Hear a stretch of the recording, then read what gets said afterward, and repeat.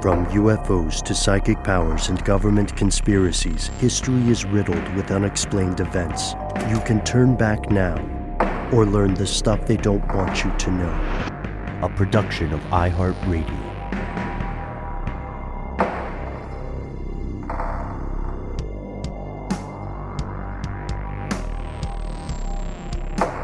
Hello, welcome back to the show. My name is Matt. My name is Noel.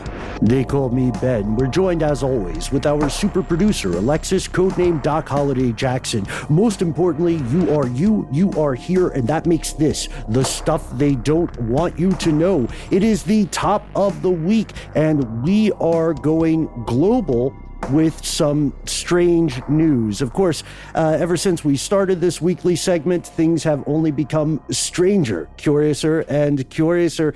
This week, let's see, we're going to Utah. We're going to we're going a little international with an ongoing debacle related to Brazil, and we are going on social media as well.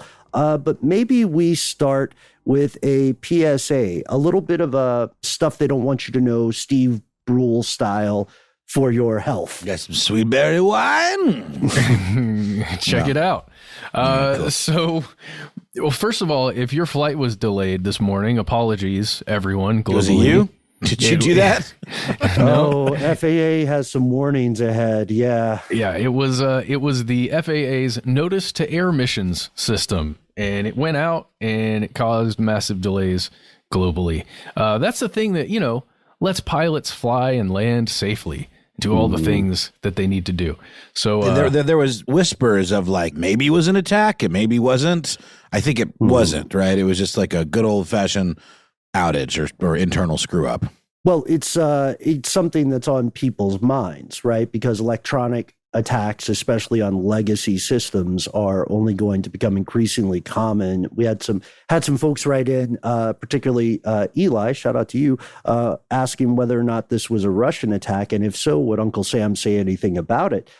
Honestly, if there's hard proof, someone probably would have said something, right? That's the nature of the context now, but we are looking at a possible nationwide air grounding, which is very, very rare. Well, it was grounded for a bit this morning as we record this on Wednesday, January 11th. Yeah, but it could occur again if that particular system is targeted, let's say. But we don't have enough information yet because it just happened, and I don't even know if anybody would be out there yelling about it yet. They're like, well, we need to investigate, and then it would be, oh yeah, it was definitely Iraq again, we need to go back. No, I'm just joking. Hopefully that doesn't happen. Iraq famously hate planes, right? Right. So okay, but this is the real PSA for today. If you were on one of those flights maybe recently, and you ended up landing, and then sometime later that week after you arrived wherever you live, and you had a respiratory infection, and you're like, oh, okay, let's test for COVID. Oh, wait, it's not COVID. Let's test for flu. Oh, it's not flu. Let's test. What else can we test for? What could it be? Well, there might be something that you're dealing with depending on where you visited within the United States. And it's a weird thing. It's something that I was unaware of until I really started looking into this. But it could be a fungal infection within your lungs. Mm-hmm. It's not likely. Look, we're not going to be the WebMD of podcasts here and make you think any little cough you got is a fungal infection. But WebMD, it's cancer. Exactly. That's their tagline. Yeah. But this is just a kind of a warning, I guess, to everybody. It's a possibility, and it's a type of infection that, at least according to a couple of recent, I guess their stories, more like announcements, it's an infection that may go misdiagnosed or undiagnosed for a while. So the first thing you need to know is that if you are experiencing one of these infections, it's the kind of thing that you've got a persistent cough and it just goes on and on and on. It won't go away. And we're not talking about for a week. We're talking about for weeks, maybe even months. That's when you probably would realize, oh, there's something else going on here. And that's when you should at least think about talking to your doctor or shaman or whoever you use for medical purposes. Talk to that person about a fungal infection. Hopefully a doctor.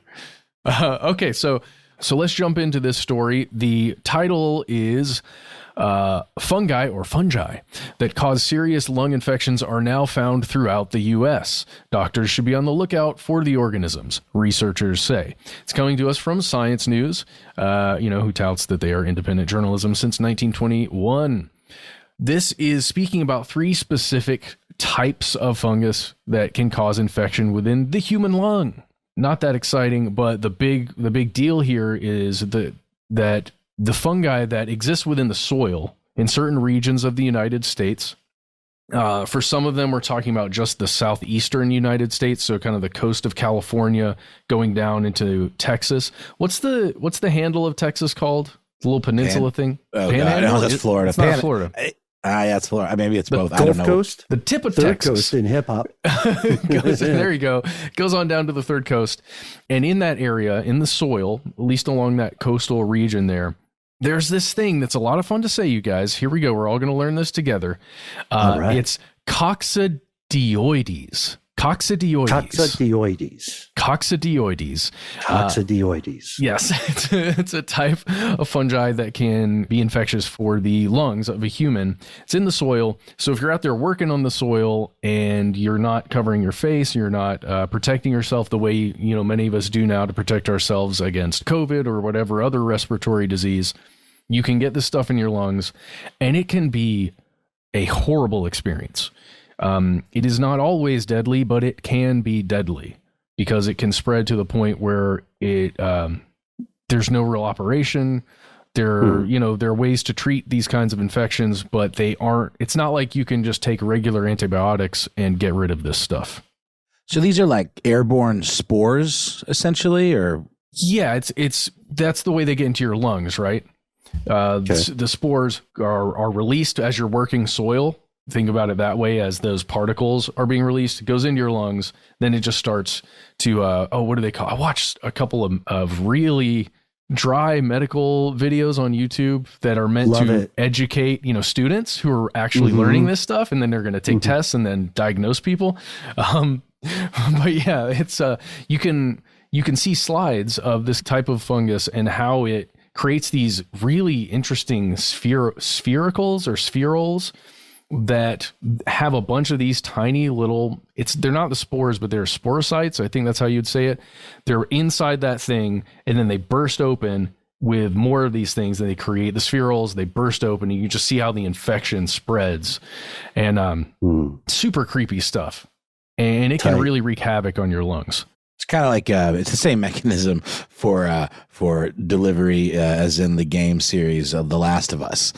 You'll see the actual spores floating around, and you know that you're in a bad area when you see the little guys kind of like floating around like dandelion dust. And if you're in an area where you, with human eyes, can literally see spores of any sort, folks, GTFO. Yes. Get out. To quote Jordan Peele. But Matt, I have a question here too. Is part of the problem here that a lot of the initial symptoms could be so easily confused with other more familiar things, right? Especially like at a time. Cold, flu. Yeah, 100%, absolutely. Was watching a video earlier on a woman who experienced histoplasmosis, I think is how you would say it. It's histoplasma, which is common in the dirt. If you imagine a map of the United States and you kind of look at Ohio, and then kind of make a big circle in the center of the United States there and kind of move it down again towards Texas and out towards like DC, New York and that area, that whole area, the soil there has the potential to carry histoplasma. It's often found in dirt that has constant bird droppings within it and or bat droppings. Look. Kind of gross, but like if you got this person in particular, I watched a video on, she bought property that used to be a turkey farm, and it was just within the soil. And as she got some work done on her house and her back garden, and that's how she ended up getting it. We also know that bird and bat droppings are used as fertilizer in a lot of areas. I mean, those are really that would be really fertile soil. So that would not be uncommon, for that stuff to be mixed in. with agriculturally tilled soil. Mm-hmm. And within that video, she states her symptoms that she experienced for several months. Okay, so not just for a little bit. And they were very similar, as you said, Ben, to other upper respiratory infections. A cough that wouldn't go away, pretty constant headache, low-grade fever, so not like 102 or something, but we're talking 99, around maybe 100. Constant fatigue, wheezing, and shortness of breath. And I don't know about you guys, but that sounds an awful lot like symptoms of COVID-19. Oh, yeah. Mm-hmm. Mm-hmm. Which, by the way, I'm almost not positive anymore, guys. I get it once every January. We're going to just keep doing this. Well, I that's think. just going to be the new way, it seems. But I mean, what I was getting at earlier too, and I think Ben, you had a similar perspective, is at a time now where it's like anything remotely resembling COVID is going to be, the suspicion will be that it's COVID first and foremost. Mm-hmm. We're in this, what is it, like a triumvirate kind of pandemic right now, or a tridemic or whatever, where the RSV is a thing that is much more common now, and it has very similar symptoms to COVID. So let's just throw in a weird fungus in there in the mix. And this is like some Dr. House MD type stuff to even discover this was what was going on. I want to know more about, the detective work that went into figuring this out. Agreed. That's like the plot twist in the third act of a House episode. He curmudgeonly tells someone that you don't have to worry about the flu. Oh, no, you're sick, but you're sick with the fungus. Yes. And we've talked in the past about how amazing fungus is as a life form. It's one of the most successful and most likely candidates for extraterrestrial life if you go beyond microbes and bacteria.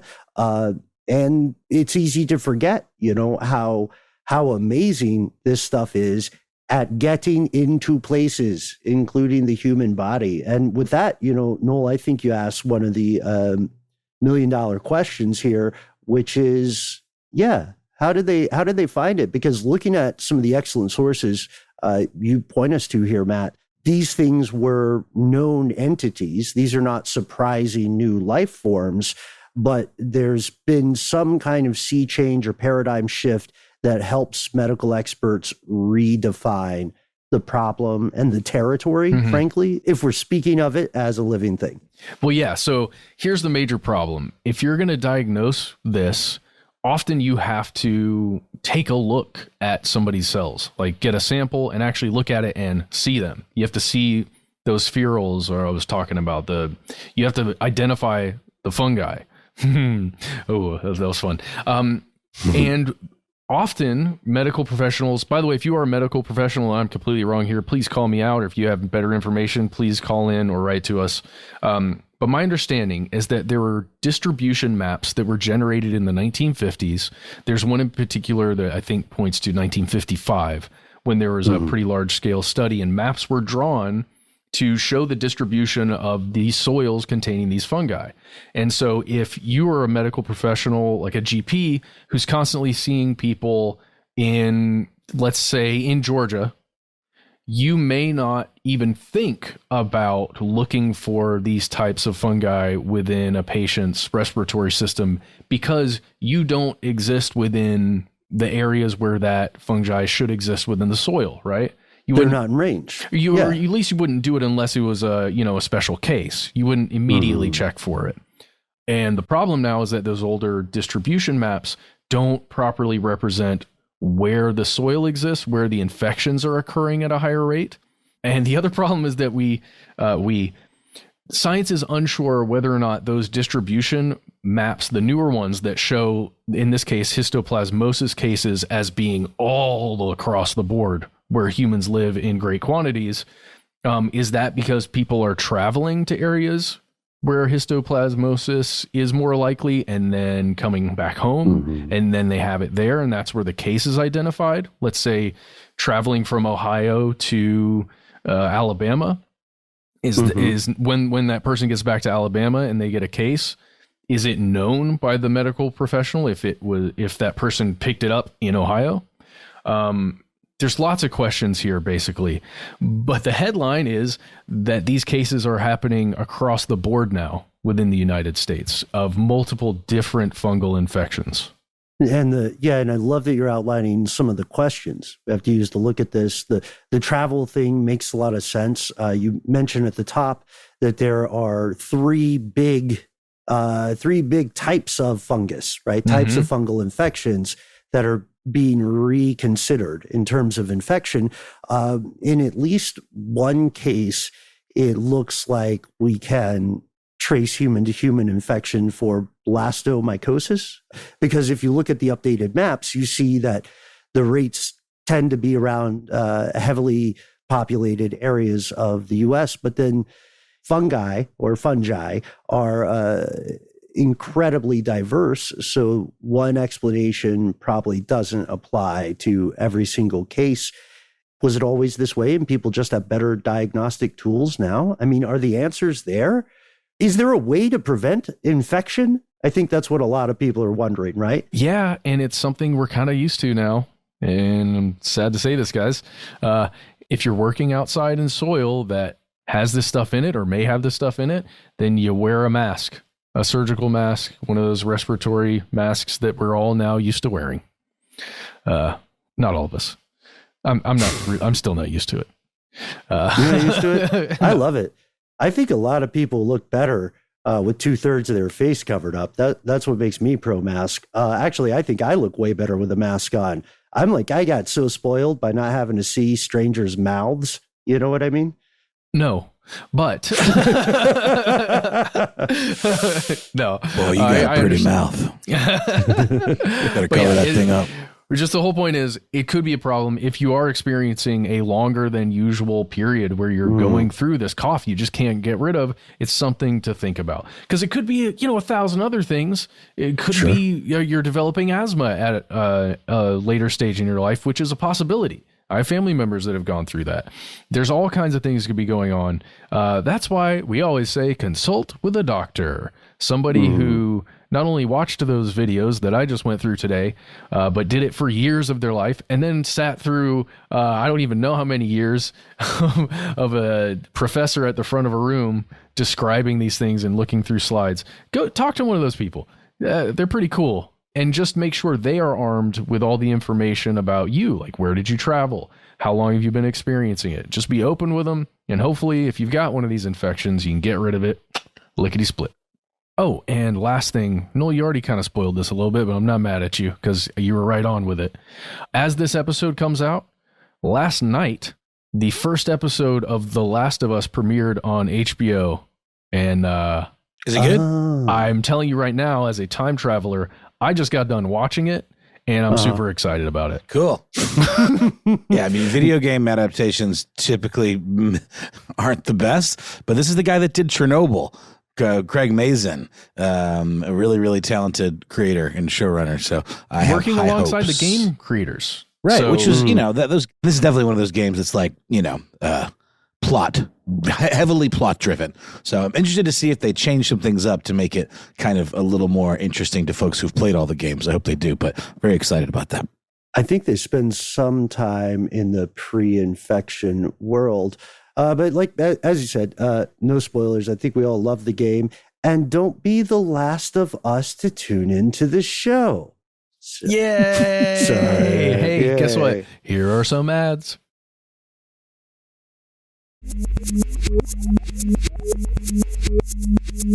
And we have returned. This is a story that we're gonna paint it as a bit of a mystery, which it technically still is, and then we're going to go with a likely answer. But fellow conspiracy realists, we want to hear your thoughts. Now, a lot of our fellow listeners have hit us up on Facebook. Here's where it gets crazy, on Instagram, on Twitter, to ask us about something that's been in the news. You see, for a little while now, for a number of years, these strange antenna rigs have been popping up in Utah, in kind of inhospitable areas close to Salt Lake City, but not the kind of place where you would just take a walk for fun. And before we start out with this, Matt, Noel, have you all visited Utah? Yeah, on a quick layover when a flight was canceled or something. And I think I've mentioned before, flying into Salt Lake City or over that part of the country, remarkable to behold. Really looks like another planet. Mm-hmm. I don't think so. Maybe. Okay. Yeah. I've flown. Right, yeah. I have flown over it. Yes. Yeah. Which is why people in the U.S. sometimes call that part of the world flyover country. Yeah. All those liberal elitists in their bubbles, ignoring the flyovers. These coastal elites. Yeah, that's the word. The coastal elites. Yeah. Yeah. So, which is a real thing. Coastal elites are a thing. Oh, We've 100%. had to deal with them on the show before. But in Utah, which is, as you guys said, a beautiful, picturesque landscape, you'll see that there are some cultural aspects that are relatively unique in comparison to the other 49 states of the U.S.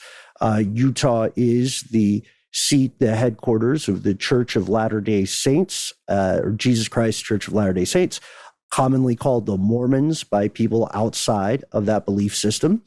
And sometimes that becomes a stereotype for Utah.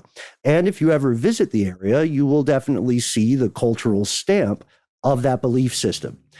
And it's not, it's not necessarily bad or anything. It's not like you have to dress a certain way when you are at the Salt Lake City airport or anything like that. But people have historically kept Utah kind of a world apart, and interestingly enough, too, going back to the idea of fungal infection, Matt, at least one of those fungal infection maps shows that Utah is one of the places that doesn't have a particular fungal infection. Wheels within wheels. So let's say you're in Salt Lake City. Let's say you're in Old Brown. Your flight got delayed, and you say, I'm going to go explore outside. And you go around outside, maybe you rent a car, maybe go on a hike. You're out in some of those beautiful mountains. And then you see a pretty serious antenna attached to what looks to be a solar panel, all rigged up to a black box of electronics. What's that about? I say to myself. Yeah, what's that about? You say to yourself. For a while, people have been wondering the same thing. And the news really picked up in January. We saw a couple of different really enticing but unsupported pieces of speculation. Fans of Red Dawn might say, is this a way for spies to communicate? Are these, mini number stations? Which would be cool, but they're not. Because they're just bolted to the ground, right? Or like to the earth. Right. And unlike a electricity substation, they're not protected by a chain link fence or anything. They don't have a chain link fence system to prevent nothing from not happening. A tiny little shin high chain link fence. Yeah. They're also not authorized, right? They're using solar panels, which they're typically in the US, you're going to have some sort of legal process you have to get involved with, right? To have alternative energy like that. I mean, let's not forget that there are laws in different parts of this country that don't allow people to collect rainwater. So these solar panels are kind of Garia style. They're off the grid. And people are still trying to figure out who built these and why. The number station thing, by the way, we couldn't find, that didn't seem to hold any sand or solar power in this case. But we do have a little bit of an answer. And it's an answer that ties into some stuff. It ties into things we wouldn't expect. Something we've been talking about a lot on the show recently. Crypto. What? What if these antenna and their accoutrement are tied in some way to a cryptocurrency? Like they're mining or something? Yeah. Okay. Kind of like, yeah. But mining is processing power, right? Well, right, but there's things that they exist in they can't exist in mobile units like that. Like I heard a story in NPR about the first house sold with a crypto mining station built in. And it had to do with a currency that involved like these drone things that were kind of like all spaced throughout a certain area, and they could communicate with one another and then relay it was specifically mining a particular type of coin that I'm now forgetting, that was spearheaded by the guy that was selling the house and doing the NPR, the subject of the NPR piece. But I do distinctly remember that this was sort of a new thing where every time somebody uses something, it mines a little bit of coin. Is it sort of like that, Ben? I'm really not doing a good job of describing it, but that's sort of really rung my bell when you said that. You nailed it. This appears to be a result of something called Helium, the Helium network. That's it? You nailed it? 100%. Yeah, it really was. Doc, can we get a Helium. Ding? Yeah, perfect. Well done, man. Yeah. The Helium network was started in 2013. And the idea is you build a bunch of hotspots that you can deploy throughout a region. And then you will be able to make... it's like step 1, set up your hotspot, set up your nodes. Step 2, ? Step 3, profit. Classic internet. Helium got in trouble last year, back in July of 2022, because they had made some claims about their customers that appear to be not entirely above board.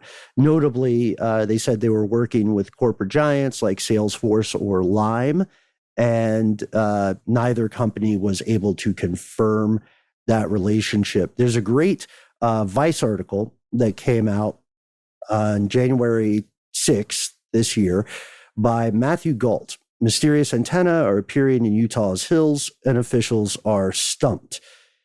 And this in here, this guy's doing some great journalism and notes that people first started clocking these antenna about a year ago, right? And they're relatively simple machines. And the Public Lands Department of Salt Lake City has been pulling them down every time they find them, but someone keeps putting them back up. It's like Toynbee tiles, right? And that they're pulling them down, not because they're like mean people, like that villain in Footloose who is just mad about folks dancing. It's because it's illegal to build structures on public land without permission. And again, these things are like up in the mountains sometimes. They're not something you would happen across. And they said that they didn't have the resources or the staffing to look into what was happening and remove everything. There's one quote from a guy named Tyler Fonarow, who is the manager of trails at Salt Lake City. And in this Vice article, Tyler says they found these antennas with no distinguishing marks. They were bolted in, this rig was bolted into the stone of the mountain, and you needed special tools, right, to remove it. And he said the following, quote, "We honestly didn't even open the box. We just wanted it off the hill." Yeah. He's like, I got to do my job. Come on. As if crypto bros could be more annoying.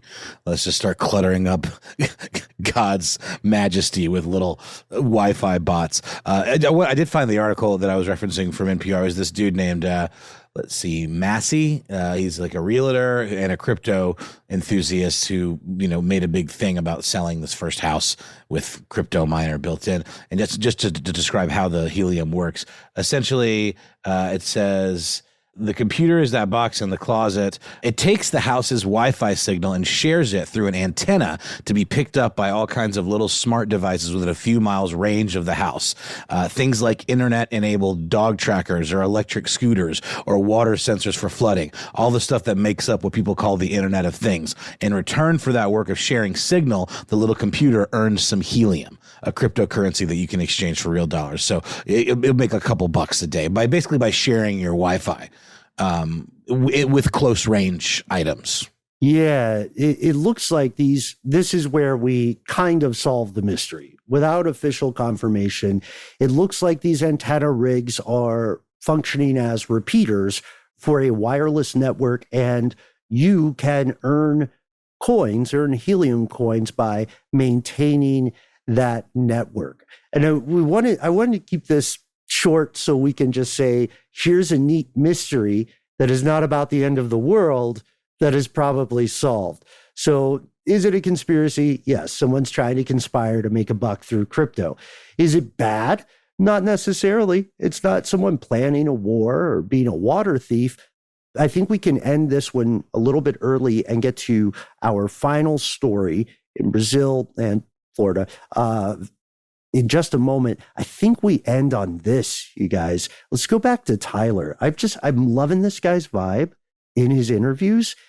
He sums it up this way, talking about the antenna, which are 99% definitely associated with helium, right? But not officially confirmed. Tyler says the following: as long as it's not dangerous, we don't really care. We just want people to stop doing it so we can get back to taking care of our lands. He's like, I maintain trails.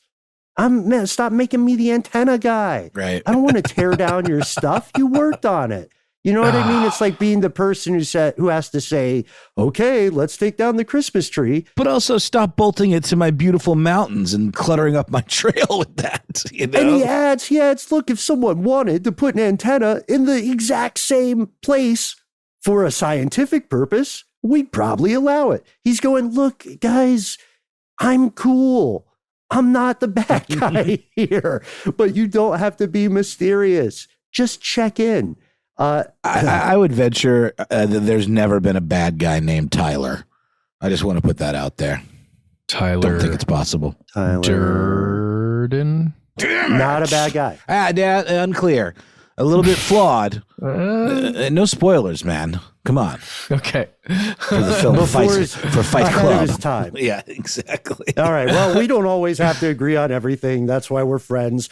Speaking about checking in, we're going to check in for a word from our sponsors, and we will return with one more piece of strange news.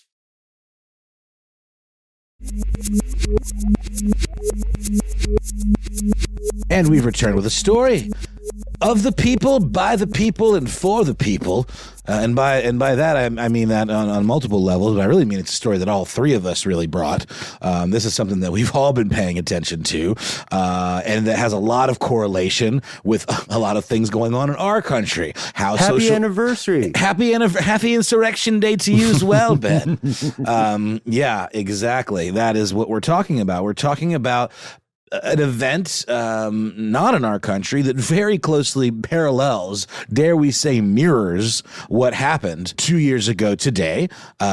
Essentially a insurrection, dare we say an attempted coup on our soil in the United States. And, call that hyperbole if you wish. I personally don't think it is. And I also think that history will not report it as such. I think it was very much a dangerous culmination of a lot of things. The radicalization of individuals here in this country, brought on in large part by social media and by the ability to spread misinformation, disinformation, with no checks or balances. And we are now seeing that happening in other countries. And this event we're talking about in Brazil is very much the result of a lot of that as well, in addition to a lot of really hyped up rhetoric around kind of othering individuals who maybe are seen as less desirable in a particular country or within a system, population, what have you, and those in power that would seek to further that type of rhetoric, whether it be through their own speeches, the kinds of things they themselves post on social media, and just sort of spreading a usually self-serving idea of what is right, what is fair, who deserves to win. Oftentimes it will go against the face of what we know to be free and clear elections or whatever it might be, or pre-existing laws. And it's very dangerous. It can really push what would be seen as a law-abiding or lawful country into a state of lawlessness. Usually the people that push it that way kind of tuck tail and run when the time comes to own up to what they've done, or, to tell people to go home and be nice and stop, trying to overturn governments because you think I want you to. Who are we talking about? We're talking about a guy by the name Jair Bolsonaro, the recently defeated president of Brazil. He was defeated in a democratic election by a candidate by the name of Luiz Inácio Lula da Silva, who is, more of a left-wing candidate as far as that country's, sense of left wing and right wing go. Bolsonaro has often been compared to Donald Trump in terms of his rhetoric, his policy, and just his personality. Very prone to self-aggrandizing bluster and potentially dangerous rhetoric, and not necessarily beholden super hardcore to the truth. And he got his people stirred up. Much like we saw with the January 6th, 2021 march on the U.S. Capitol, and how Trump said, I'll be with you, go march to the Capitol and all that. But this one was a little different because it happened several months after the election, as opposed to in an effort to overturn the election. So a little unclear as to what the goal was here, but it used similar rhetoric in terms like stop the steal and a lot of concern over the idea of rigged ballots and manipulating election results and all of that, which resulted in a lot of organization through apps like Telegram, I believe, which is encrypted, end-to-end communication. It's often used for lots of illegal activities, from drug dealing to perhaps even, terrorist type conversations to organizing, where you don't want to be spied on. And that is exactly what happened. We already know that there were blockades on October 30th after Bolsonaro was defeated, blocked major highways across Brazil. And then those eventually turned into these kind of stolen election demonstrations. But let's stop there. Did you guys have anything else to add just about how the event itself mirrors what we saw over here? And then we can kind of get into the social media aspect of it, not to mention what has happened with Bolsonaro himself. I just give you my only understanding. I haven't been keeping up on this as much as you guys, but my understanding was that the latest actions took place almost immediately after the inauguration of the incoming person. Was it on inauguration day, though? Returning president, because remember, Lula was president in the past. Yeah, in the exactly. Past, right, but not in the previous term. No, my understanding was that, there's a really great article that's sort of the primary reporting on a lot of this is on the Washington Post by Elizabeth Doskin, Dwoskin, and according to her reporting, the inauguration took place last week, as we sit here on January 11th, with very little incident. It wasn't until several weeks later that the online calls for rising up and violence and all of that began to really take hold. And then we've seen the riots taking place just a couple of days ago over the weekend on Sunday. Yeah, I think there's a larger context to this too. I'm really glad we're talking about this because what we're seeing is something that has been predicted not by the people you would expect for a number of years. The rise of right-wing authoritarian governments using a lot of hidden hand type of money. Like, I love that you're pointing out the funding question, Noel, about keeping stuff off the grid, not raising too many flags while we get these people on these buses. Let's also remember there was an attempted coup in Germany. Let's talk about Peru, right? Let's talk about DC. And when I say not the folks you might expect predicting this sort of stuff for years, they were people that would generally, there were people on what you would consider the far left, but there were also people on the very far pro-fascist right who were predicting this, and they were doing it as fanboys. So it's a very strange thing for them to be correct about. So I think there's a larger mechanism at play. It's bigger than one country, and I don't know what the trend is. I mean, depending on how it works out, like how is Brazil handling this the same way that the U.S. was? What are they saying? I think former President Donald Trump was in the United States for the entirety of the January 6th events. Yeah, right? For sure. What about this guy? Well, he took off. Okay. Yeah, he took off to Florida, and I'm frankly surprised that he wasn't reported, having dinner at Mar-a-Lago with Kanye West and Milo Yiannopoulos or something. But he was hanging out with an MMA fighter or a former MMA fighter. Jose Aldo? Yeah, that's right. Correct. Jose Aldo. In his home, he put him up, Bolsonaro. And Ben, you're the first person I saw posting about this, of just videos of Bolsonaro just listlessly wandering around Publix, which is kind of a Southern thing, I guess I realized. Publix is kind of a Florida thing. I recently had my first pub sub yesterday, Publix sub. Very, very high quality sandwich. They're not bad, huh? They're pretty not good. Bad. But I don't think Bolsonaro had a pub sub, because he was also seen dressed in the same clothes, just ravenously gnawing on some KFC. Right, just housing it. Yeah, housing it for sure. And there were a couple other sightings, but the thing that I thought was most interesting, that the internet kind of took and ran with, is that in the home of a former UFC, rather not MMA, UFC fighter Jose Aldo, one of the bedrooms is entirely Minions themed. We can neither confirm nor deny that Bolsonaro slept in that room. It's hard to not imagine that.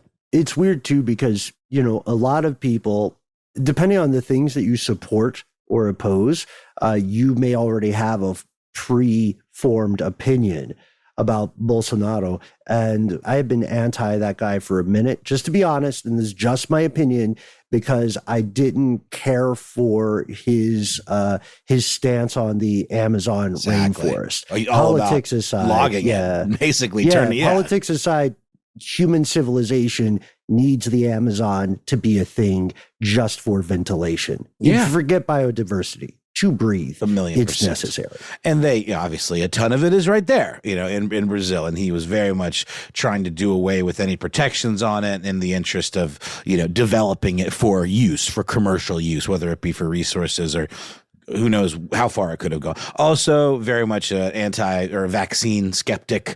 Quite a bit of a race baiter, really had some nasty compunctions as a politician. But much like we saw here with, this divisive election and previous elections, the idea that perhaps social media almost glommed onto this algorithm, these algorithms that govern these various social media platforms, like Twitter specifically, Facebook, big one, and others. Now we've got TikTok, which is, more focused at the kids, but that these algorithms tend to steer people towards rather than away from radicalizing sources.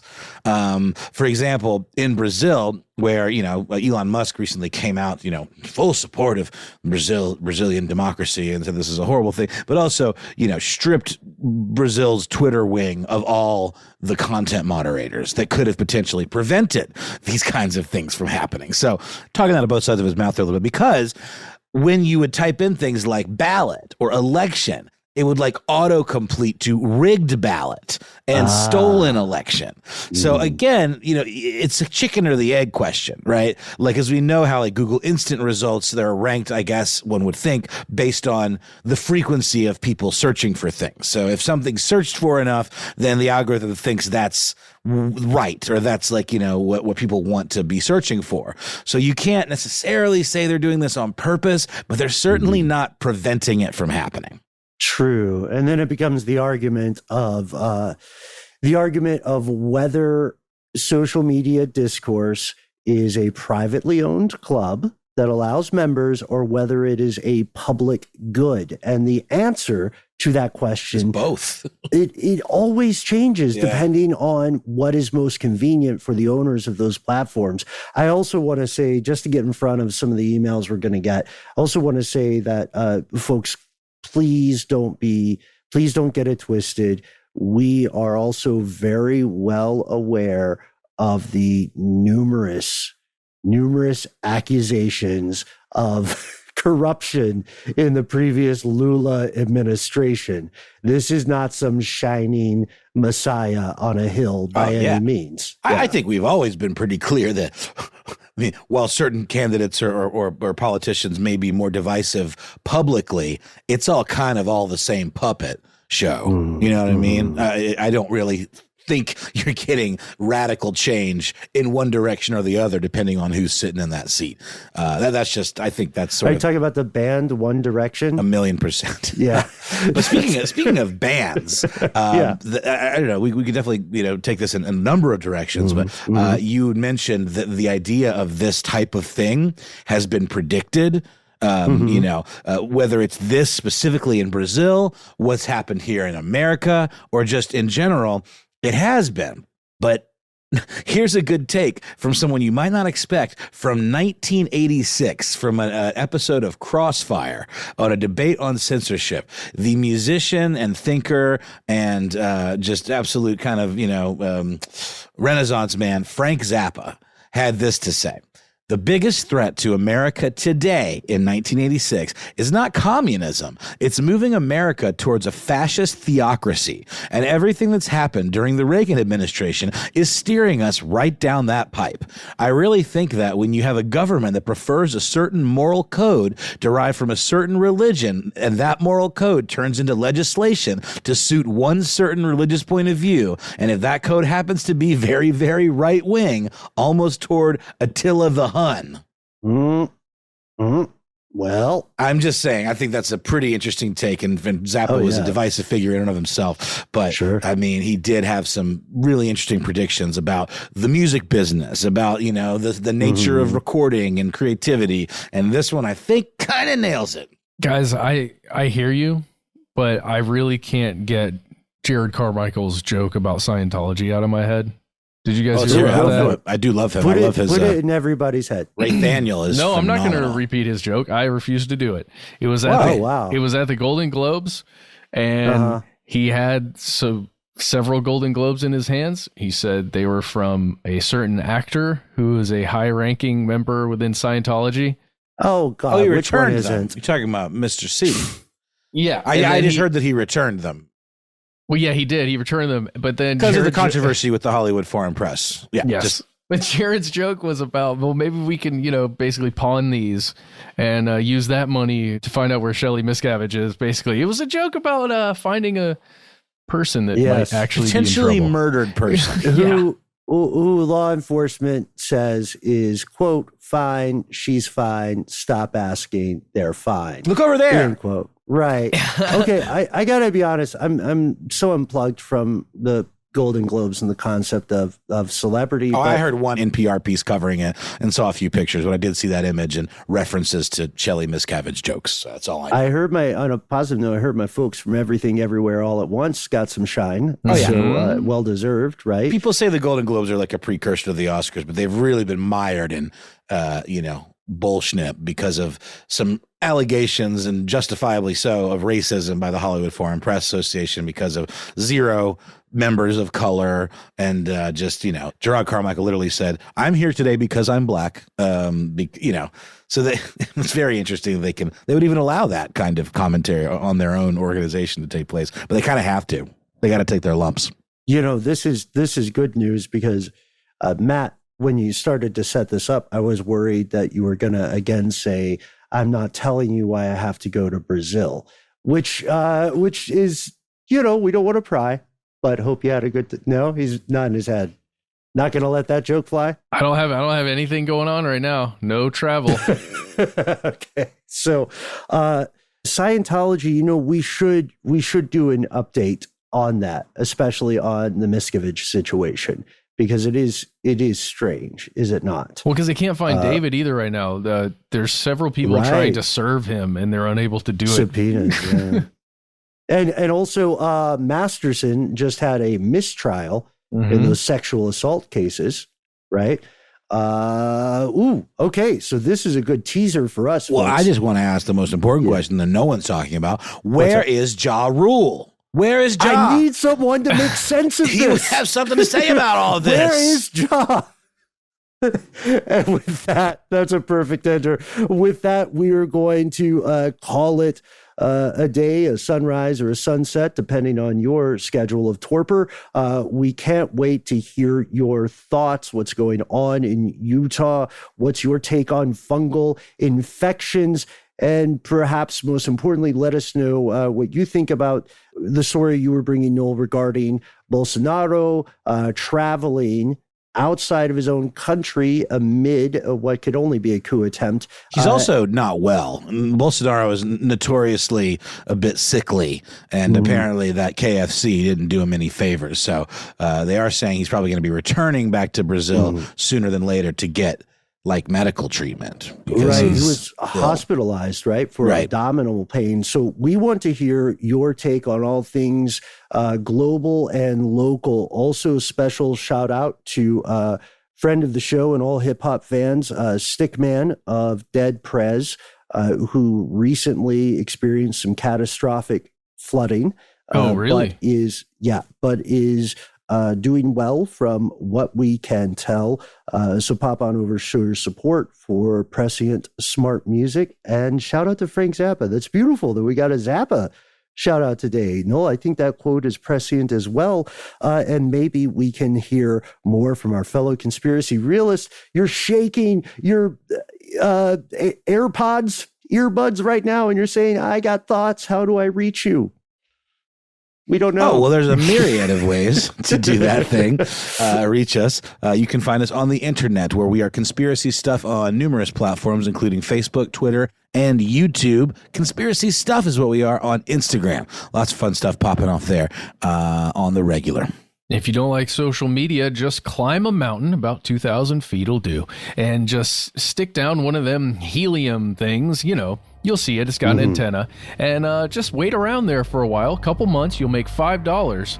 And at that point, we will call you back. No, just kidding. You can call our number. It's 1-833-STDWYTK. When you call in, you've got 3 minutes. Give yourself a cool nickname. And, say whatever you want. You got to do it in 3 minutes. If you got more to say than can fit in that 3 minutes, instead, shoot us an email. We are conspiracy@iHeartRadio.com.